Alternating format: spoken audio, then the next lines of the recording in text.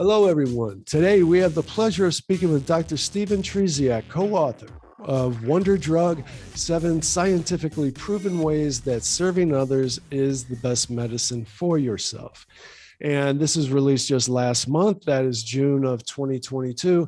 It is co-authored by his friend and colleague, Dr. Anthony Mazzarelli, co-president and CEO of Cooper University Healthcare. Wonder Drug is a follow-up to 2019's Compassionomics, the revolutionary scientific evidence that caring makes a difference. And in this, Drs. Trzeciak and Mazzarelli uncover the eye-opening data that compassion could be the wonder drug for the 21st century. Drs. Trzeciak and Mazzarelli's new release, Wonder Drug, expounds on these same concepts and shows how everyday people like you and me can benefit greatly by adding a little compassion to our days. This is not another spin on prayer, meditation, and visualization. It's not that at all. This book will create a new awareness in you. It will prove things to you. Every point in this book is backed by studies. It will irrefutably convince you of how making some subtle or big, if needed, changes to your behavior will have a massive impact on your relationships, happiness, and career. Much needed in today's world of anxiety, greed, and depression. Hey, everybody. I am here with Dr. Stephen Trzeciak, physician scientist and co-author of Compassionomics and Wonder Drug. And to properly introduce you, Dr. Trzeciak, I'll quote your friend, colleague, and co-author, Dr. Anthony Mazzarelli, likes to be called Maz. He says, in quotes, he's an intensivist, intensive care specialist, was the head of critical care at Cooper University Healthcare. His reputation as the science guy is well earned. He was the National Institute of Health, NIH, #1 research grant recipient, the most published faculty member, our star researcher, and our very own super nerd. Welcome to the show, Dr. Trzeciak. Thank you so much. Great to have you here. I listened to your book, Wonder Drug, Science, which came out last month here, June of 2022. Wonder Drug, 7 Scientifically Proven Ways That Serving Others is the Best Medicine for Yourself. And I think it's very, very interesting to me because it's a self-help book in a whole different style. It's not like The Secret. It's not like anything else where you meditate, it's, tell you to meditate, tell you to visualize this, that, or the other. No, this is all based on science research. You quote so many studies throughout this book. It's unbelievable. I think it's about creating an awareness, irrefutably. If you're getting a little bit skeptical of things like The Secret, hey, that didn't work for me. It's been 20 years I've been visualizing that stuff. It hasn't worked out. I think this is your alternative. How would you describe the book Wonder Drug? Really, it is a journey through the scientific evidence. And the journey actually started almost 5 years back now. And it culminated in an earlier work that was aimed mostly at the healthcare community. And that project culminated in the book called Compassionomics. This book, Wonder Drug, is really aimed at everybody everywhere. And so the way we started this journey through the scientific evidence, for me, it's where the science meets the personal. As you mentioned, I'm an intensivist, so a specialist in intensive care medicine. Essentially, I meet patients and their families on what is often the worst day of their life. And after doing that for almost, at that time, 15 plus years, I became very aware that I had every symptom of burnout myself. Right. And burnout is now, there is a diagnosis. It's actually in the diagnostic criterion in the manuals for treating mental health disorders. And I think burnout is really the perfect term because when I think of burnout, I think of what's left of a building after it's been gutted by fire. Right. And it's just the charred emptiness, right? And that's really what it feels like. And that's really what I was feeling like. And what was I supposed to do? Well, I'm a research nerd. I've been doing research now. At that point, it was for more than 15 years in my career as a physician scientist. And so when I was facing that, I actually went to the evidence to try to find answers. It's just my MO. It's just my second nature. So I went to PubMed, which is like Google for medical science. And what I was finding there is they were things that I put in the category of escapism, like get away more, take more vacations, go on nature hikes by yourself, Recharge. put on your headphones and block out the world, or do your meditation app or whatever, going deeper withinward. And I just wasn't buying it, because I thought that something had to fundamentally change at the point of care, not an escape. And so that's when my co-author and colleague, Dr. Anthony Mazzarelli, who's an emergency physician by background, but he's the co-CEO of the organization, Cooper University Healthcare. We're in Camden, New Jersey. And in going through all the scientific evidence, we found that compassion for others can be a powerful, beneficial therapy for the giver too. So not just beneficial for the recipient, but for the giver too. And what I was taught in medical school was don't care too much, because too much caring, too much compassion. Now, this was the early 90s. There really was no bona fide research. It was all based on opinion and I'd say common sense. It seems to make sense that you don't want to have your get emotionally invested in each and every one of these patients and have that sucked out of you. Right. So the teaching was sort of like an emotional shield. And I believed that myself for 25 years, until I actually went to the source and the scientific evidence. And so my med school training was the early 90s.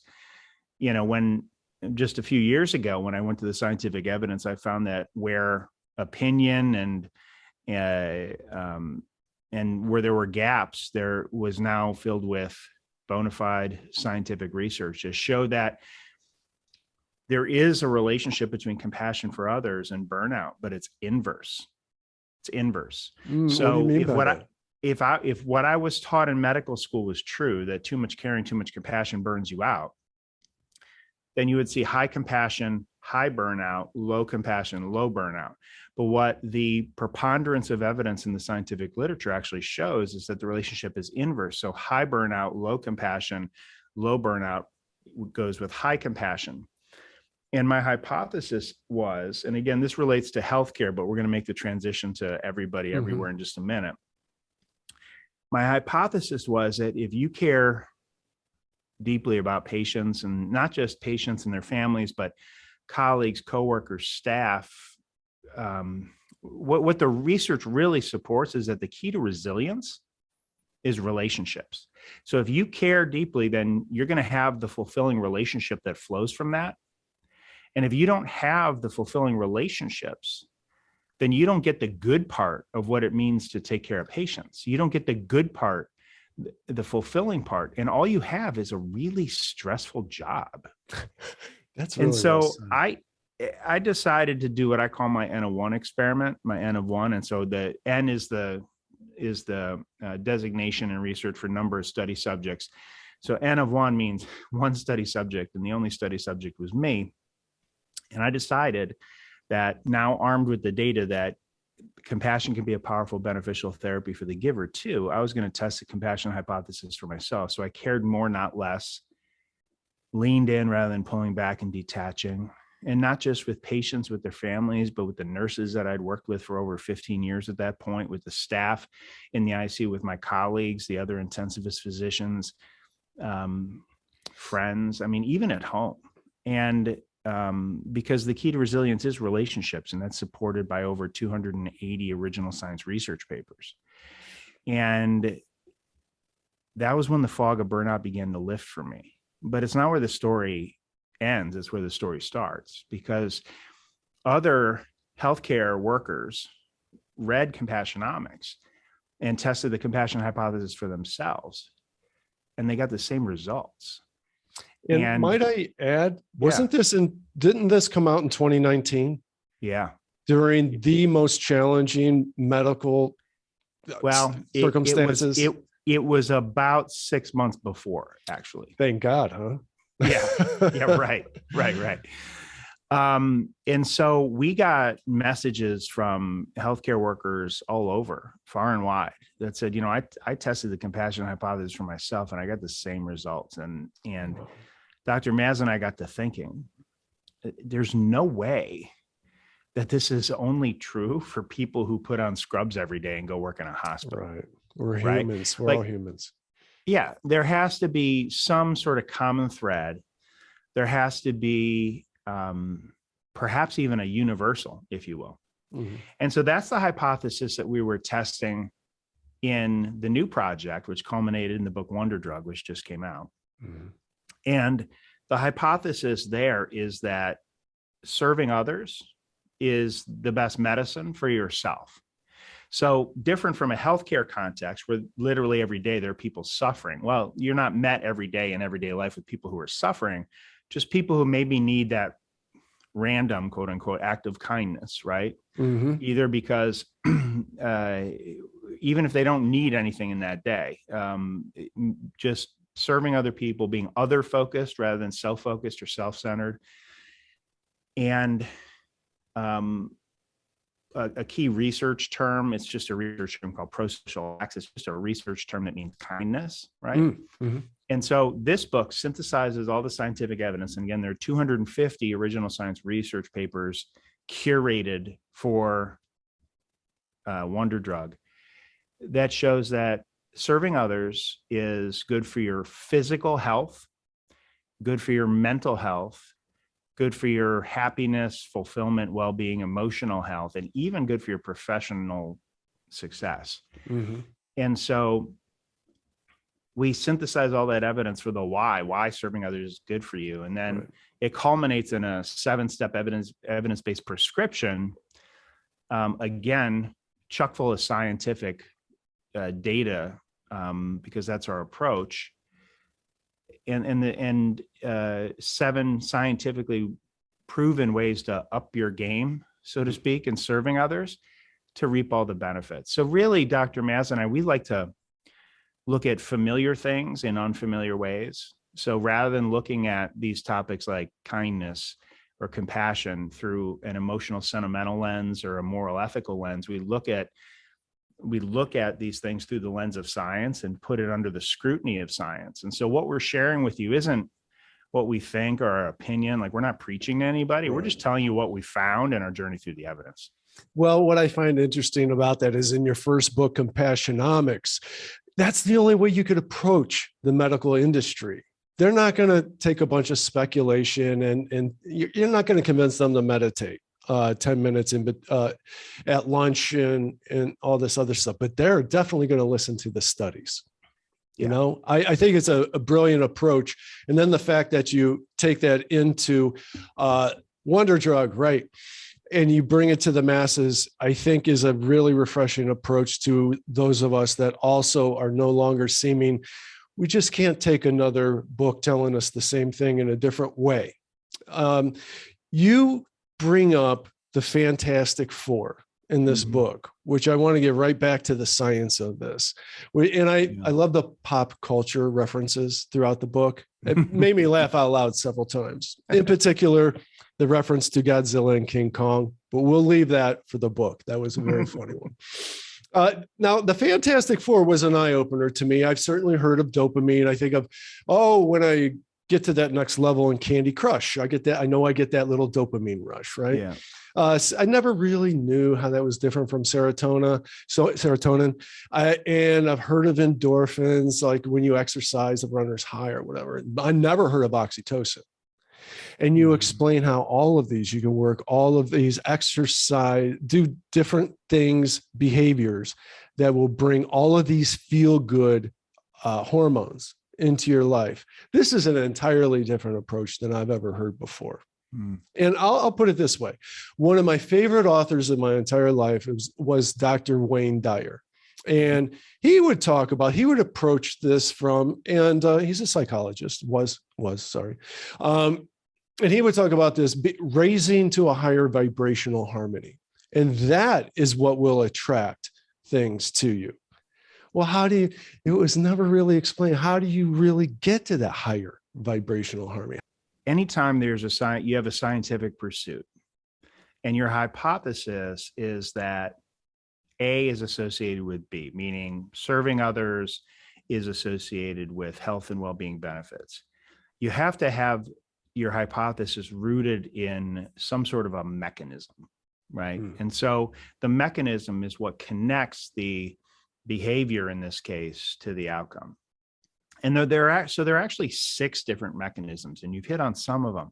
But just real briefly, I think it's important just so your listeners and viewers, understand that this is rooted in mechanisms that are, tangible, if you will.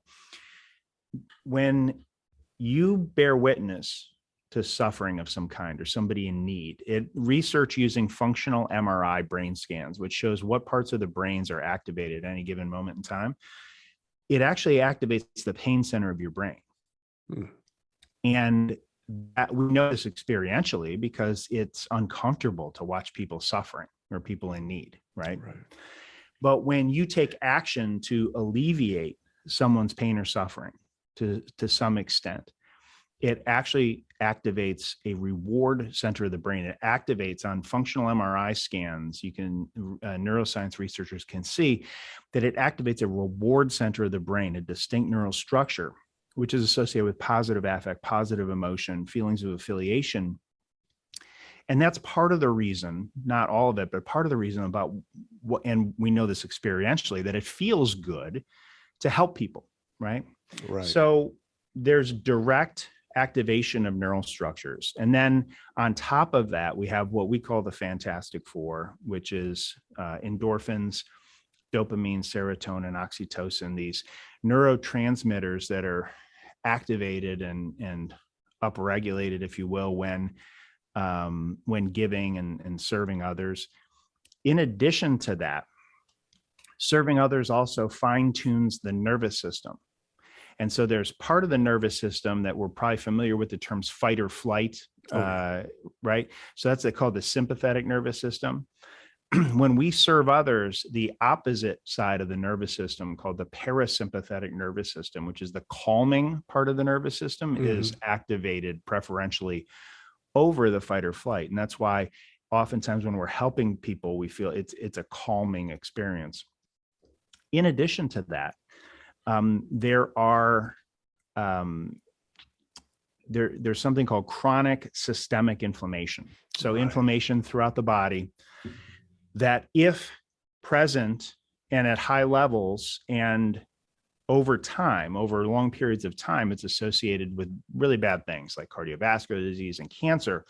And what research shows is that the genes for creating inflammatory mediators in the bloodstream, they're actually reduced or switched off, essentially, when we are engaged in what researchers called eudaimonic pursuits as opposed to hedonistic pursuits. So rather than like seeking pleasure in the moment, when we're focused on what they call eudaimonic activities, like things for a higher purpose, above our own self, serving something bigger than ourselves, it actually switches off the genes that produce inflammation. In addition, number 5 is that while we all know what it feels like to be stressed out, it is also true that chronic stress over time is associated with stress-mediated disease and higher risk of early death. And serving others buffers not only our stress, but our response to stress, and specifically buffers the effect of stress on mortality, or the flip side, longevity. And so it can actually reduce stress-mediated disease, of course, if sustained consistently over time. And then lastly, when we see the recipients of our giving and our serving, and we see how it affects them and how it's meaningful for them, neuroscience research also shows that there is a reciprocal effect in our own brains, which makes us want to do it over and over again. So there are rigorous well-defined mechanisms of serving others. And so this isn't like magic tricks, you know what I mean? Right. I want to make it a little heavy with what you just said there. So it sounds like you're talking about a little bit about replacing some bad habits with some good habits, and it's very sustainable over time. So here's where it gets heavy. You mentioned too in there, in somewhere in the book, that if you will develop new neural pathways via learning and trying new things. Can this help addiction and OCD?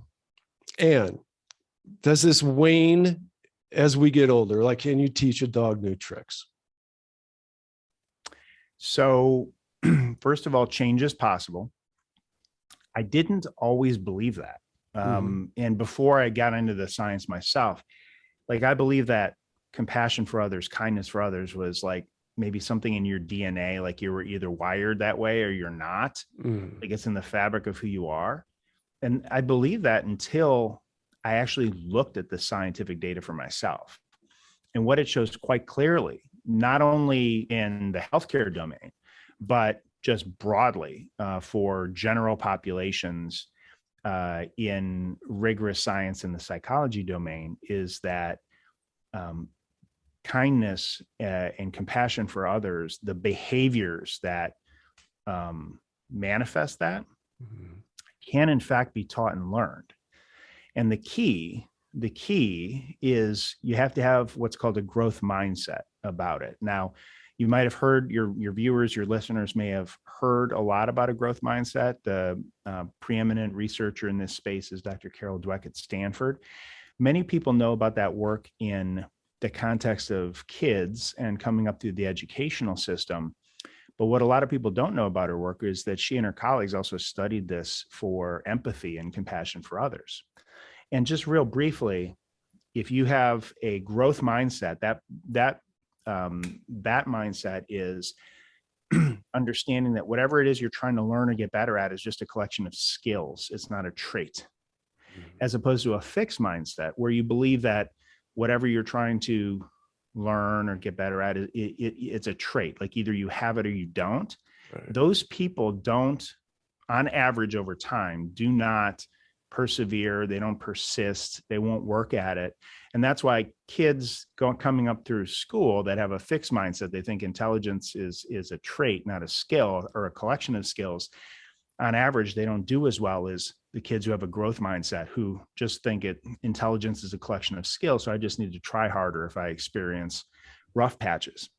Well, what she found, what Dr. Dweck and colleagues found, is that this is also true for compassion for others.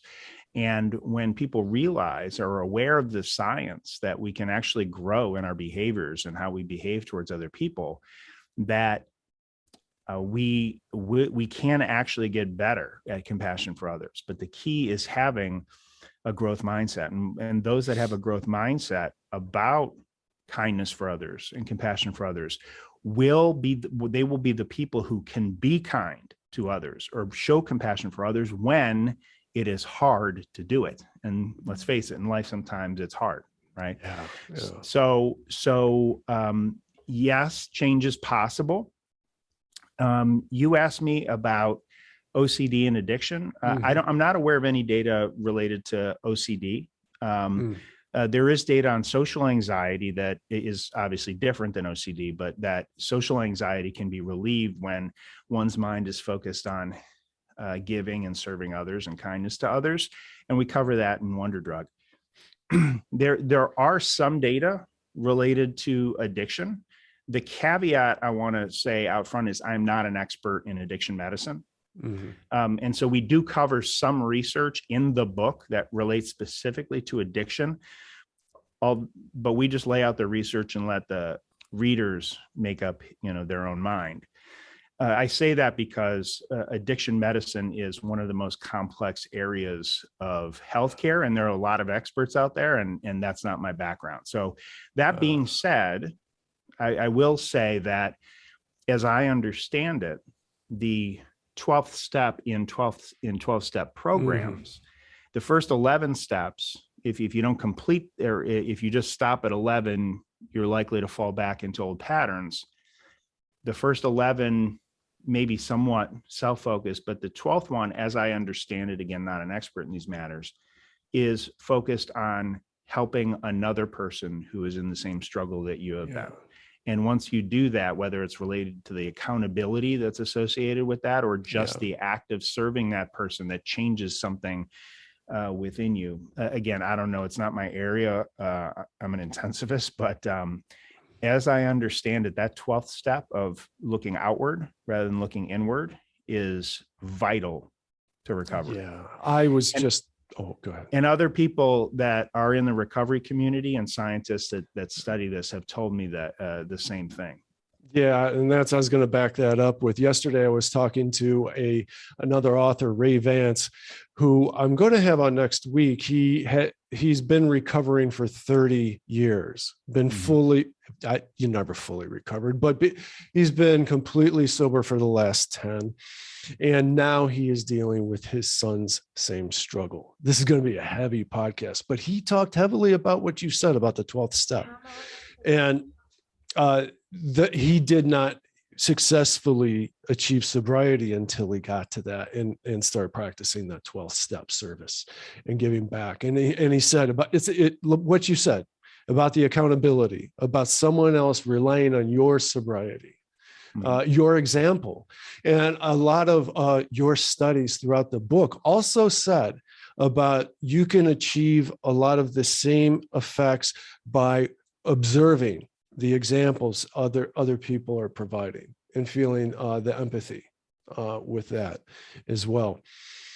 I want to switch gears a little bit and I know that your time is precious and this is another heavy area and it's a little different, but want to talk about today's problems.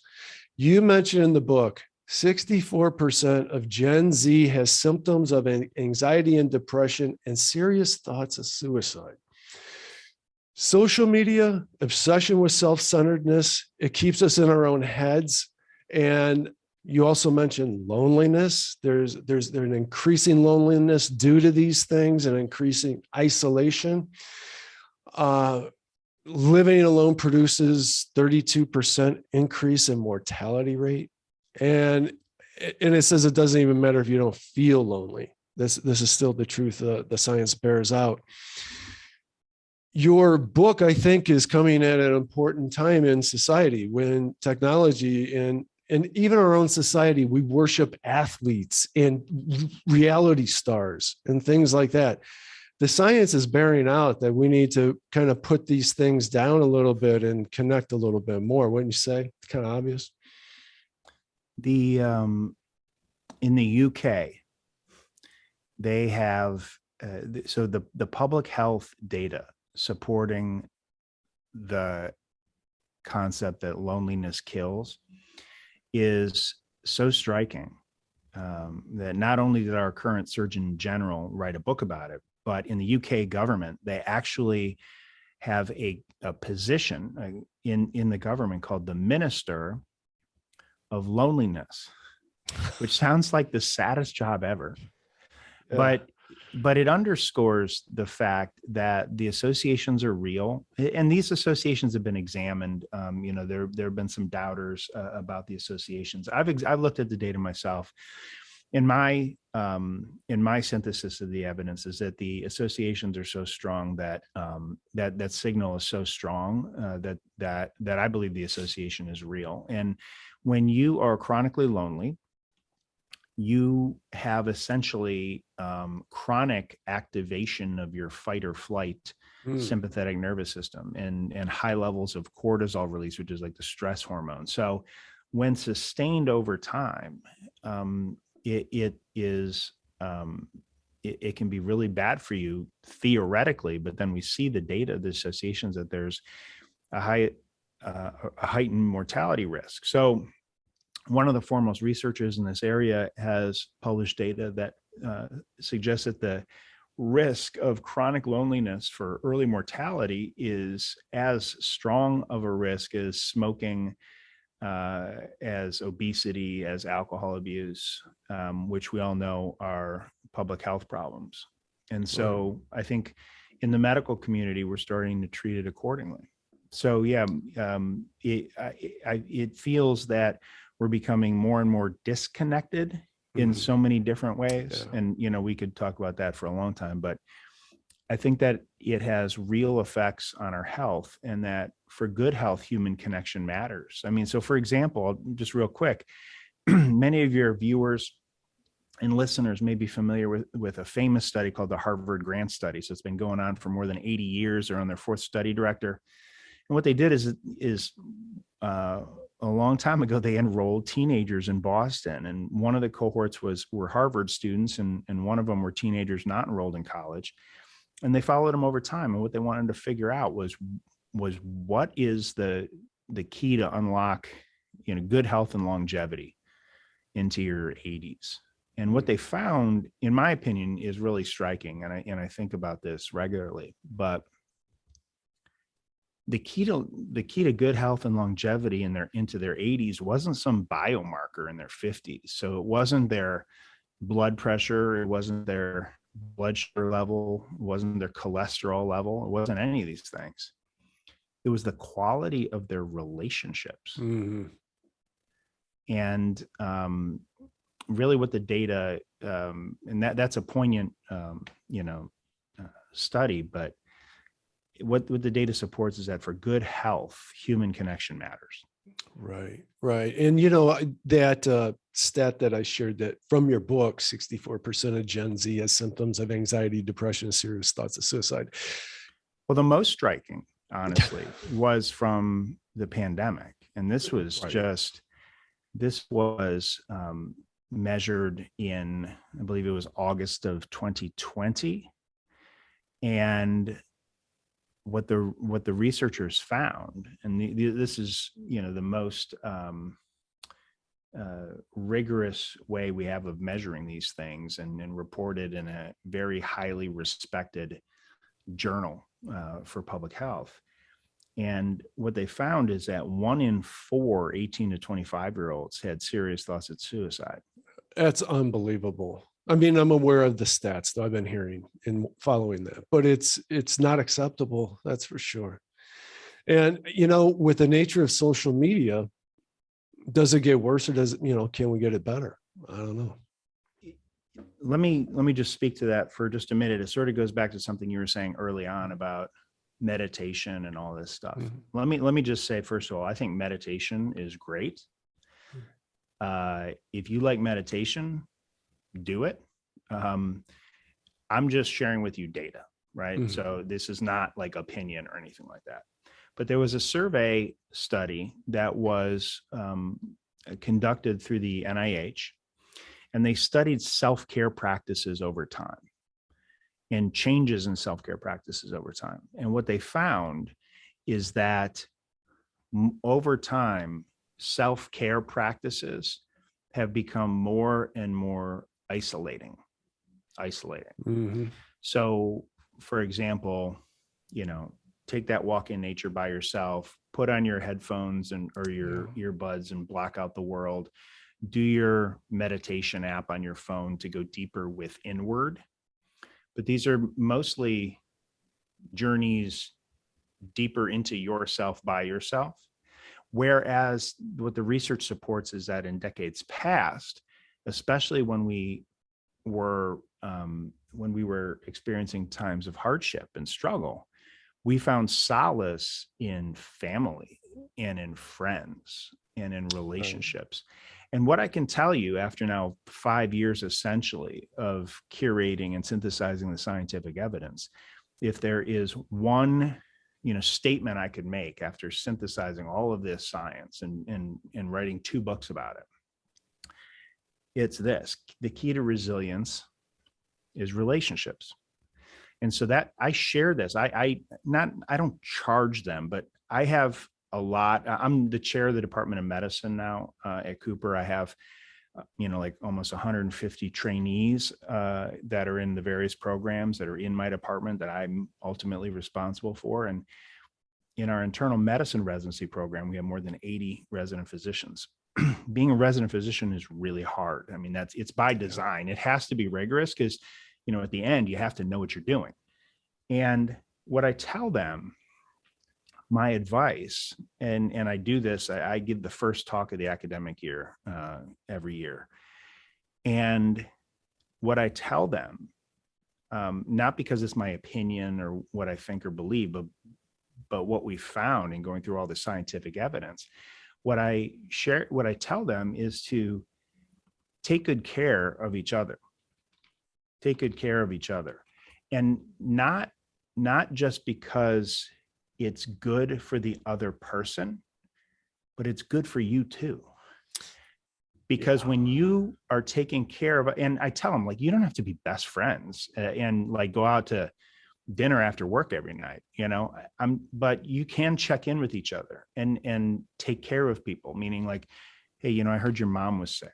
I hope she's doing okay. If you need anything, you just call me up and I'm there. Right.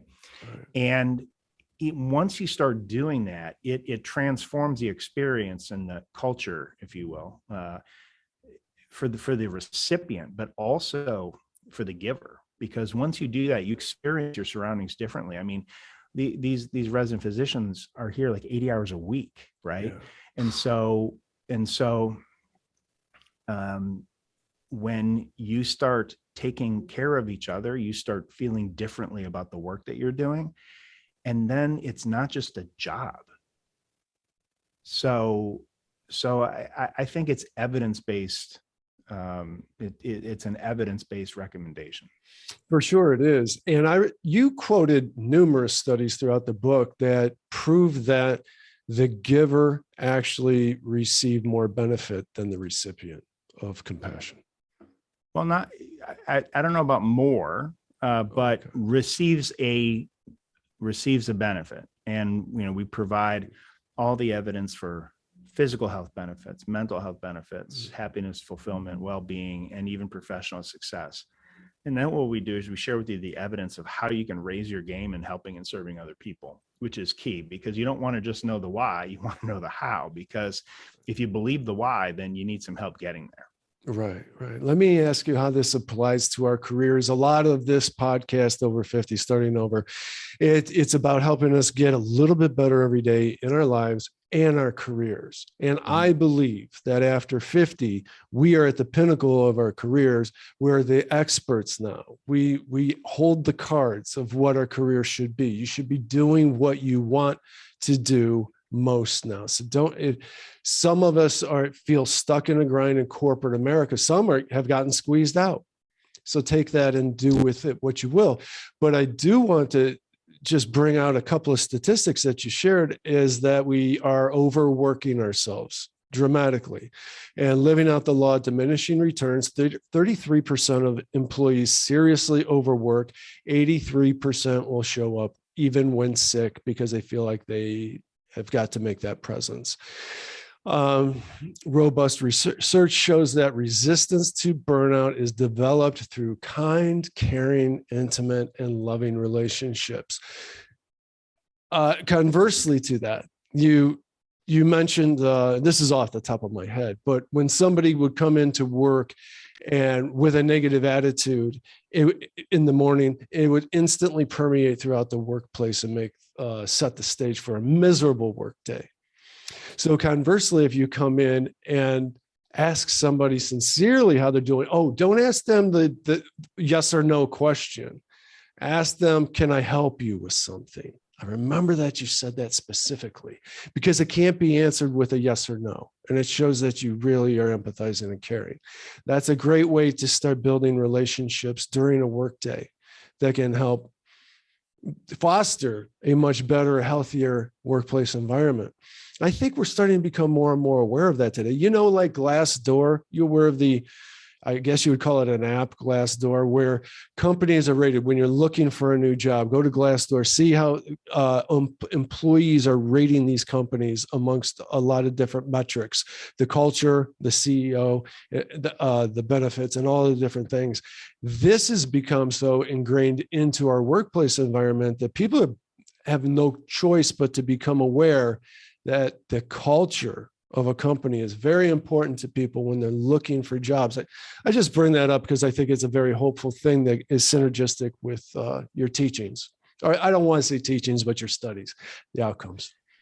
Yeah, we've curated a lot of evidence that the culture of a workplace, and by culture, I don't mean like a sign that hangs on the wall, like here are our core values, right? Right, right. I mean, like how people actually behave towards each other in real life. Like, is it a helpful, supportive environment, or is it a cutthroat environment? As evidenced by the behaviors towards each other. And researchers have studied this using well-validated tools to measure culture. And what they've found is that a culture of compassion, and we're not talking about necessarily the boss to the employee, but we're talking about everybody and how they behave towards each other, like at all levels of the organization. And where there is a culture of compassion, there are not only better outcomes for the organization in terms of quality, but also there is less emotional exhaustion amongst the employees. But here's the kicker. There's also less absenteeism. Yeah. So people actually miss work less. Now, maybe that's intuitive to some extent. If you're in a toxic workplace, of course, people want to call out from work. But there are research to put data to what may be intuitive in that respect. And while we don't necessarily need data to tell us that one toxic person can ruin a whole office, for example, right? Because we've all experienced that at some point in our life. We all have, experientially, right? But research also supports that the opposite is true. So, and this is one of the 7 steps of the prescription that we prescribe for people in Wonder Drug. It's called elevation. So elevation is an emotional state. It's emotional uplift when you bear witness to someone else's moral excellence, heroism, going above and beyond for other people, doing the right thing. And we've all felt that as well. When you see somebody do something really cool for somebody else, that maybe it was just out of left field, you can kind of feel it in your chest, right? Well, what research supports is not only do we feel that as a bona fide emotional state, but it is associated with helping, giving, and serving behaviors. So when we are bearing witness to the excellence of other people, we want to be better ourselves. And so there are data to support that we try to be better. And so in the sense that you didn't probably need any data that one toxic person, it's like contagious, right? Right. It's also true for goodness. And when we bear witness to goodness, it makes us want to be better ourselves. And so the lesson for our kids is be very careful who you associate with. And moms and dads have been telling kids that for all time because it's intuitive, but there are also data to support be very careful who you associate with, because if you associate with people who are going to routinely give you elevation rather than degrade you, right, you're going to want to be better.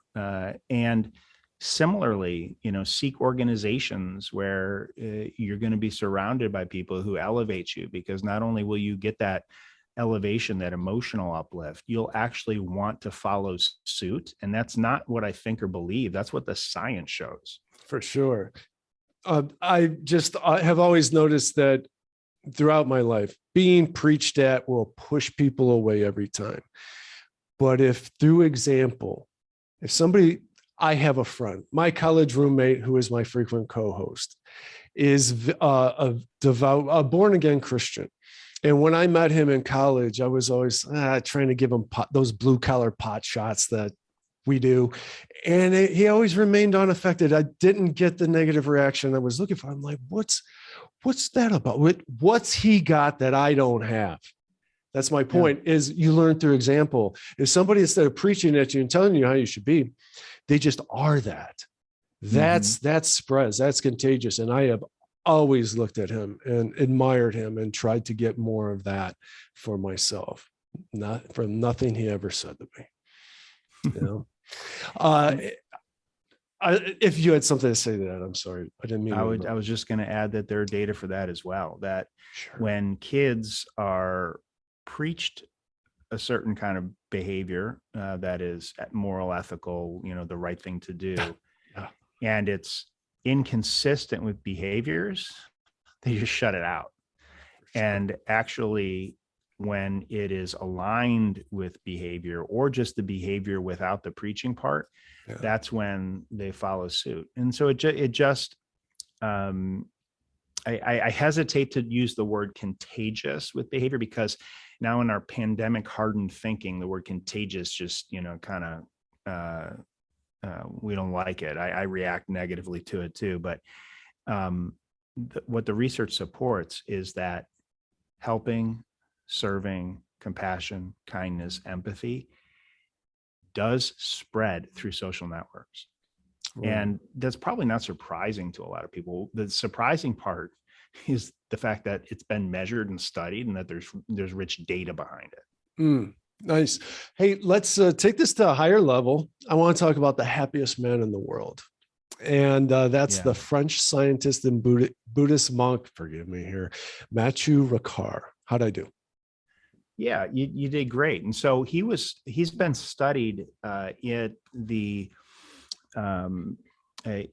Dr. Richie Davidson's laboratory at the University of Wisconsin, the Center for Healthy Minds. And what the researchers found is that when studying his brain through various modalities, neuroscience research, they found that his brain lit up, so to speak, in ways that were not only off the charts, but standard deviations away from normal and unlike anything that they had ever seen before.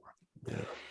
And specifically, it was activated in such a way that is a reflection of the experience of human happiness.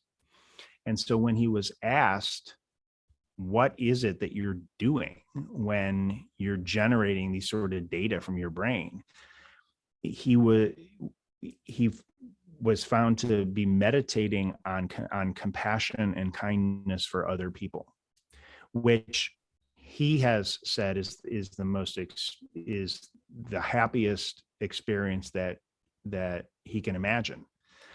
And so the neuroscience data don't lie. I mean, he is clearly experiencing something else in his brain that was not only not measured in anybody else. It had never been seen before in this laboratory, which is one of the foremost neuroscience. I mean, this laboratory is no joke. These scientists are at the top of the field.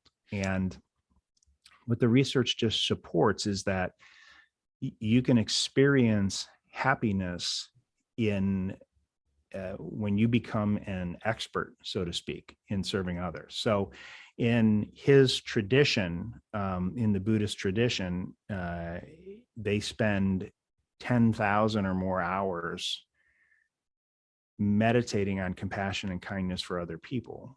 And what that research then shows is that you literally can change your brain, because it's unlikely that that's just the brain he was born with, and so he gravitated to being a Buddhist monk. I mean, it's not impossible, but it's much more likely, because all of his other, for many reasons, that the experience that of all the hours that they're focused on kindness, caring, compassion for others has literally changed their brain as measured by all these neuroscience research modalities.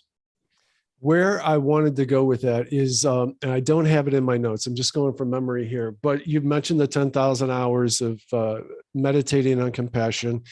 And I know that people kind of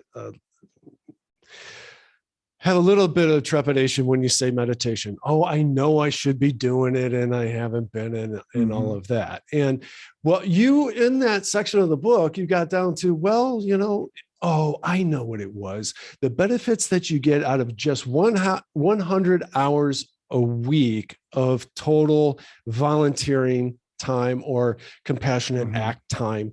And then you broke that down with the sophisticated use of a calculator, and you came down to 16 minutes a day of compassionate Yeah. acts. So we don't want anybody to think, just because this was a dramatic example from neuroscience research Right.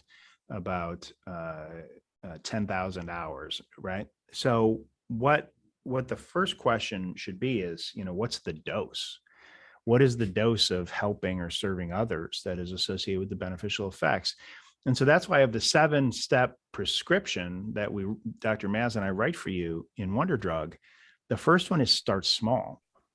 So you don't have to quit your job, sell all your worldly possessions, move to a third world country, and start hauling water from a distant well.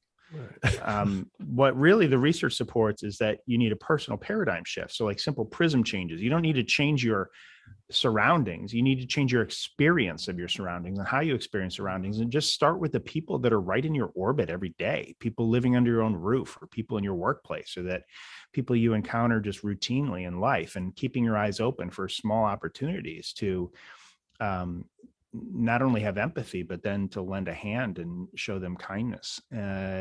Research from the University of Toronto shows that in everyday life, on average, we have 9 empathy opportunities per day, which I think about this a lot. Like, how many did I already miss today? Yeah. And so that's why we always want to be on the lookout for them. But as far as the dose is concerned, there are many studies that point to 100 hours per year of serving others as a threshold, like a threshold effect, above which you can get the benefits. And the problem with interpreting that data and incorporating into your life is most people don't take their medicine once a year. Most people that take medicine once a day. And so what's the daily dose, so to speak? Right. And what the daily dose is for compassion is 16 minutes a day. If you just do the math on 100 hours per year, it's 16 minutes per day on average. And that's why Dr. Maz and I call it the daily 16. Now, you may not do a daily 16. Maybe you want to chunk it together and, spend 2 hours on a Saturday morning helping a sick friend or family member, or volunteering for a good cause, or whatever. But on average, if sustained over time, just 16 minutes per day there's a threshold effect there. And so you don't have to think it's some monumental life upheaval. It's just simple little changes every day, and incorporating them into your daily activity as a habit. And eventually over time, it becomes part of who you are. Right. And of course, it has to be sustained over time. It's not like a one and done effect. We don't have any magical thinking about kindness or serving others.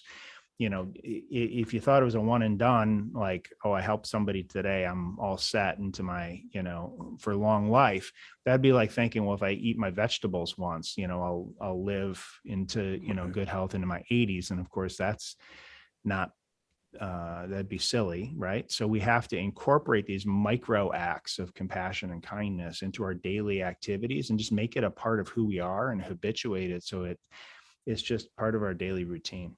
I think habituated is a very good way to put it, because the way we think is a habit, and habits take time to shift. And so if you do that on a small, consistent basis, maybe you get those little dopamine hits and an increase in serotonin, and it becomes a positive reinforcement on the way back.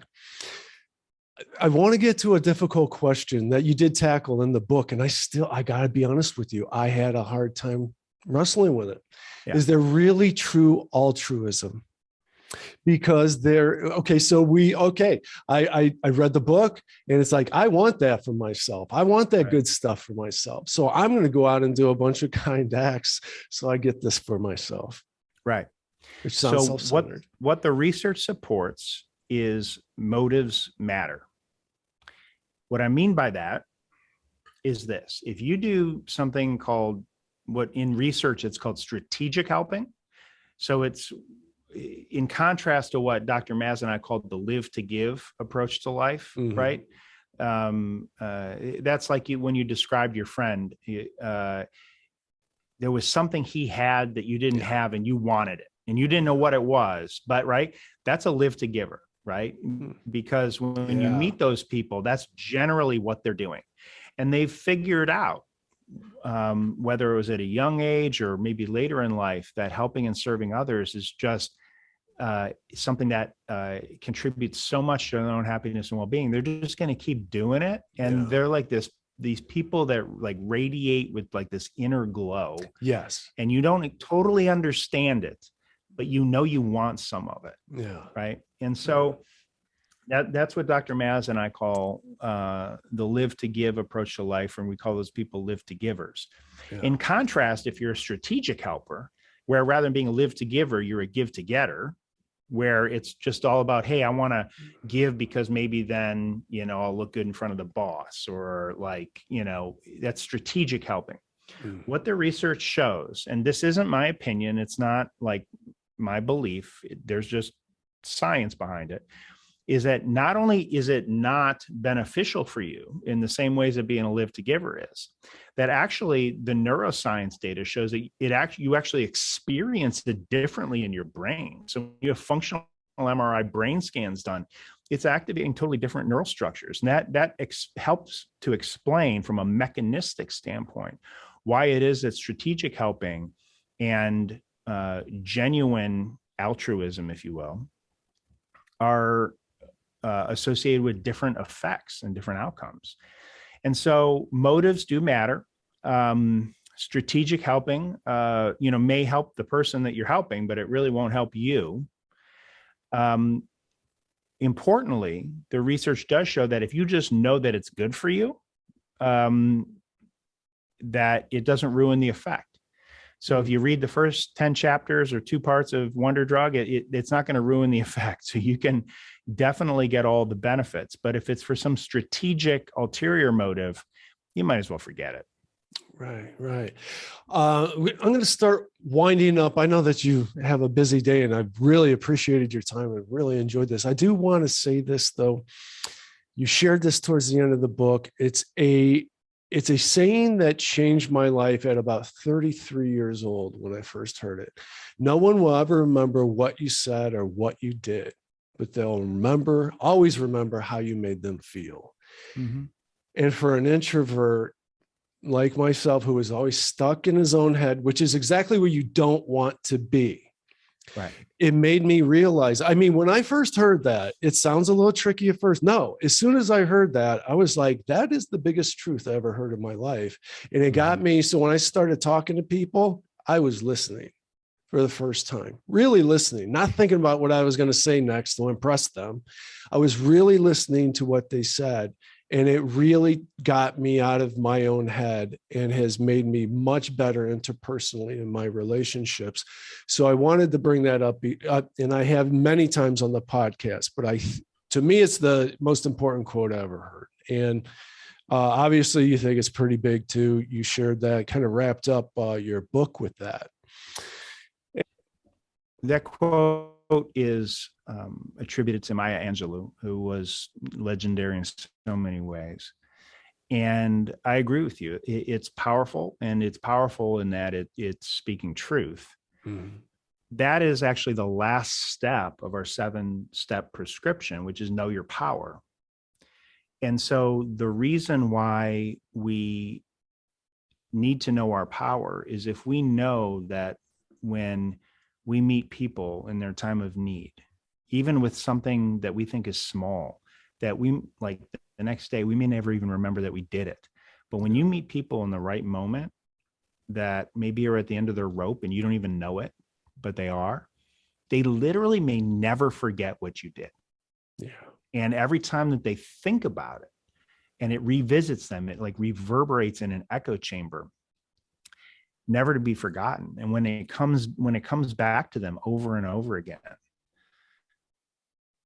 they are actually helped all over again in the moment just by remembering it. And there are many, data. I won't go through all the data. You had a personal story. I will just real quick to close. Yeah, I'll share a story real quick as we close up. So I'm an intensivist. So I was seeing patients in the ICU, and I was seeing a man in his middle 50s who was dying of septic shock.